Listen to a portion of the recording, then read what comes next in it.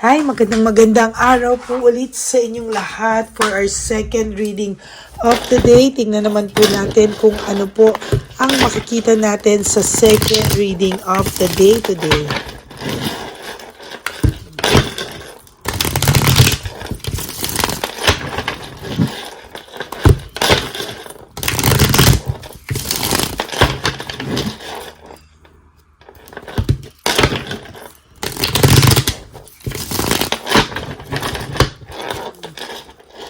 Palasahin muna po natin. Ako, nahulog.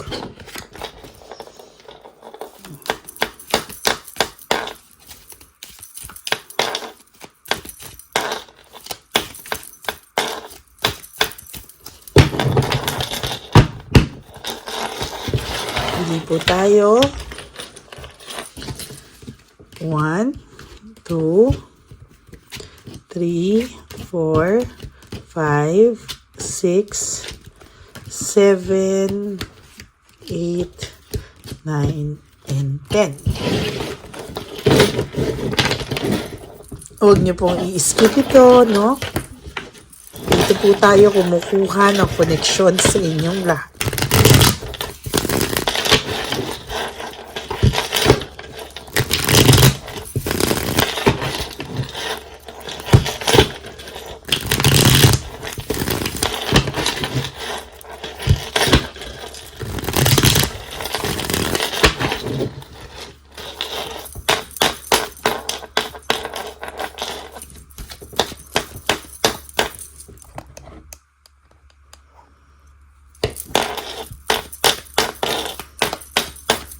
Namimiss nyo na po ba yung studio natin? Huwag po kayong mag-alala.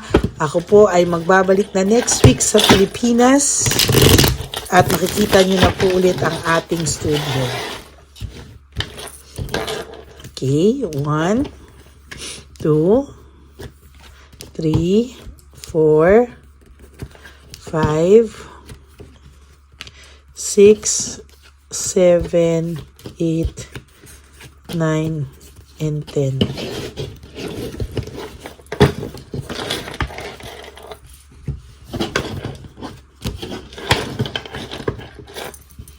Ito na po ang pagsasanib pwersa ng dalawang baraha.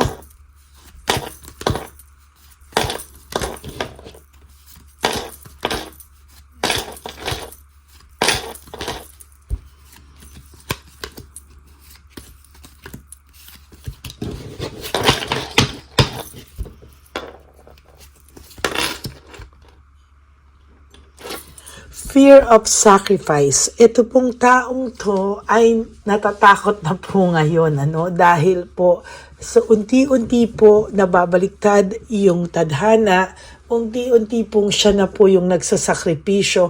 May mga bagay po siyang sinasakripisyo na po sa mga oras na to. Kung dati po napakarami nitong, ang ganda po ng buhay nito, ang sarap po ng buhay nito.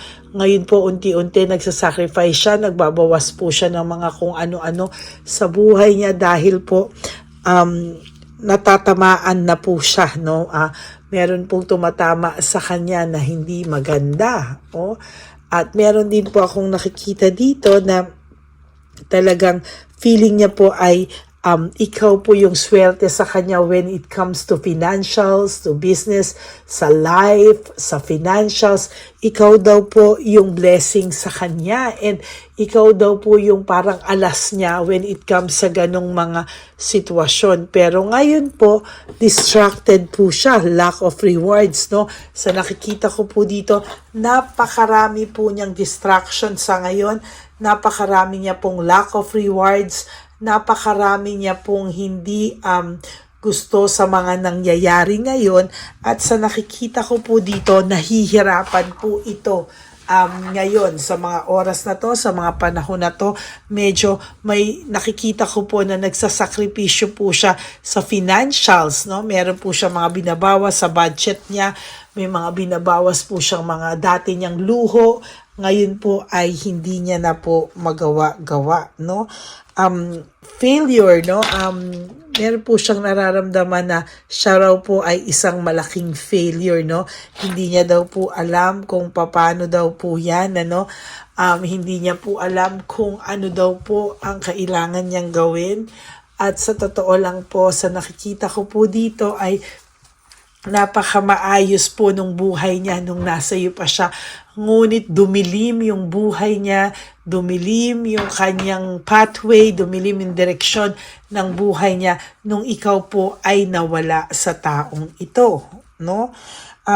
Nawalan po siya ng direksyon, nagka-conflict po yung kanyang buhay, at sa nakikita ko po ay mas maganda po yung buhay na kasama kanya, no? Nandun po yung may direksyon siya. Simple pero maayos yung buhay. Simple pero may direksyon, at simple pero masayang buhay, no? Hindi po yun, ito talaga makikita mo gulong-gulo po siya, at sa totoo lang po ay hindi naman po talaga niya alam saan ang gagaling yung conflict sa buhay niya ngayon. Maybe ito na po yung balik sa kanya ng tadhana, no? Yan na po yung balik sa kanya ng tadhana. Akala niya po kasi nung nagkaroon siya ng new feelings, new relationship, akala niya po ay wow, maaayos na ako, gaganda ulit yung ano ko, pakiramdam ko, I feel young again, meron akong kilig factor, meron akong parang bagong nilolook forward, pero na hindi niya po maintindihan na bakit parang ngayon nare-realize niya po na hindi naman po siya masaya sa buhay niya, no? Parang ang hinahanap niya po somehow is gusto niya po yung sumaya siya lang. Naging greedy po siya, naging makasarili po siya, na siya lang po yung iniisip niya, no? Nakalimutan niya po na ikaw ay partners kayo noon, no? Na hindi lang pwedeng siya yung masaya, kung hindi dapat dalawa kayong masaya. Pero naging selfish po siya, naging makasarili siya, naging very greedy siya, no? Lahat parang siya na lang ng siya.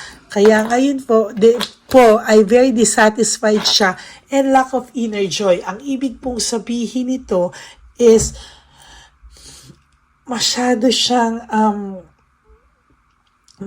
po siyang parang naloko, no, na wala palang saya sa mga ganitong bagay, no? Hindi pala malalim yung saya, no? Akala niya malalim yung saya, hindi pala, no? Hindi pala ganon. Hindi pala malungkot din pala, at hindi rin pala sa umpisa lang daw po pala yung saya, naging impulsive daw siya, hindi niya daw po pinag-isipang mabuti ito, no? Hindi niya daw to pinag-isipan, at talagang sa nakikita niya, talagang wala po siyang kinakapatunguhan, parang inisip niya po lahat, o yung pag-alis niya, leaving home, making decision, ay parang ikinapahamak po niya sa totoo lamang, no? Ikinapahamak niya pa, at hindi po siya naging masaya dito, no? Para po siyang nagkaroon ng doubts and lack of self-awareness. Bigla po siyang nakaramdam ng frustration, no? Nakaramdam po siya ng matinding frustration, at sa totoo lang po, no, nahihirapan po siya. Ngayon po niya naiintindihan na yung sakit na binigay niya sa iyo ay halos ikamatay mo. Parang ikinaiba mo, nag-disconnect ka po sa mga tao because of too much pain na naramdaman mo sa taong ito, no? Para pong nagkaroon ka ng hatred sa puso mo, nagkaroon ka ng trauma, no? Nagkaroon ka ng fear, sadness, and loneliness, no? Na ngayon po, siya naman po ang nakakaramdam. Na ngayon po, siya naman po yung nagsasuffer. Siya naman po yung nagsasakripisyo sa ngayon. And sa nangyari po ngayon sa kanya, meron siyang stress, burned out, and restlessness. Talaga pong makikita natin na sa mga susunod pong yung baraha, o sa susunod niya pong mga panahon, talagang gustong-gusto niya pong magpahinga, no? Gusto niya pong munang mag-relax, makukonsensya rin po siya sa mga kasalanang ginawa niya sa'yo, no? Maghihiwalay din po sila ng third party, no? Huwag ka pong matakot at nagkakaroon lang din naman po ng take advantage. Nagte-take advantage lamang po sila sa isa't isa, no? Hindi naman po deep yung happiness nila. As a matter of fact, ayan po yung disconnectedness, no? Frustration. Talagang sa nakikita ko po, maghihiwalay din po yan. Huwag mo po yang problemahin, huwag mo po yang intindihin. There will come a time na itong person na to, sinasabi ko po sa iyo, no? Itong person na po ito ay makakaramdam po talaga ng pagkapagod because of too much conflict sa inyong karibal. Ayan. Meron po ako nakikitang conflict sa inyong karibal, no? Talagang sabi ko sa inyo, for the next few days, for the next few months, magkakalabasan po sila lalo ng ugali, no? At talagang isusuka po ng person nyo ang ugali ng third party nyo. Why? Sobrang ibang-iba po sa inyo, no? Okay, hindi niya mako-compare, masamang mag-compare, iba ka, iba siya, pero yan po ang karma niya, no? Talagang isusuka niya po ang ugali ng taong napili niyang ipalit sa'yo, no? Ayan, no? Pareho, two different cards with one meaning, no? Group conflict of your competition, ano, talagang frustration po talaga ang nararamdaman ng tao nyo ngayon o ng person nyo ngayon. Frustrate siya, frustration, halos magkakatabi. Parang talagang nakikita mo na talagang iba, no? Nawala ng direksyon, na dinadivert niya lang po, no? Para hindi mo makita yung totoong nangyayari sa kanya. Pero sa totoo lang po, talagang confused, no? Ang taong ito is very, very confused. Wala po siyang alam kung hindi mag-isip ngayon anong ginawa niya sa buhay niya. Kaya yan, no? May anger and argument. Parang pinapalabas niya pa na ikaw pa ang may kasalanan. Bakit siya napunta sa ganitong sitwasyon?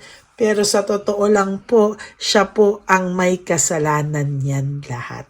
So there will come a time, darating po siya na isusuka niya po ang ugali ng tao na pinagpalit niya po sa iyo. That is your second reading for the day. I hope na naka-resonate po kayo, and if you do, can you please give me a like and comment down below para naman po makita ko kung ano mun po ang inyong mga saloobin. Okay? And for those of you who would like to have a private reading with me, you can message me po at Lady Lee Elena. That's Ladyly Elena. Nasa dulo po yan ng ating video. Diyan nyo lang po ako makokontak. That's my only official and legit FB account. Yan. Maraming salamat po sa inyong lahat. And,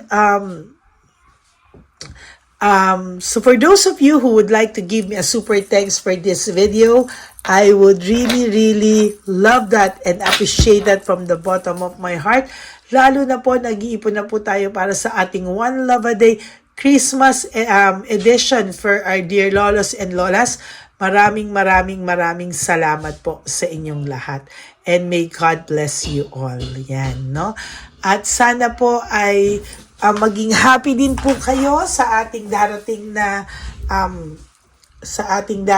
na pag-uwi, no, sa ating bayan ngayong next week na po. Ako po ay magbabalik Pinas na at excited po ako lahat para po sa lahat ng mga Pilipino din na gusto magpa-private reading sa akin, all over the world, no.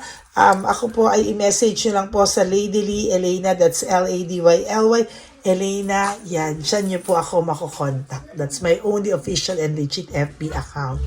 Okay, maraming salamat po sa inyo lahat. At lagi ko pong paalala sa inyo is just to live one day at a time. Huwag niyo pong problemahin ang mga taong nagbigay sa inyo ng sakit sa nararamdaman niyo, no?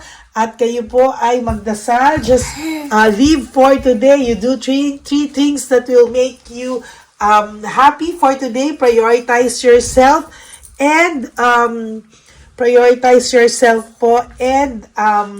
ito po nandito pamangkin ko.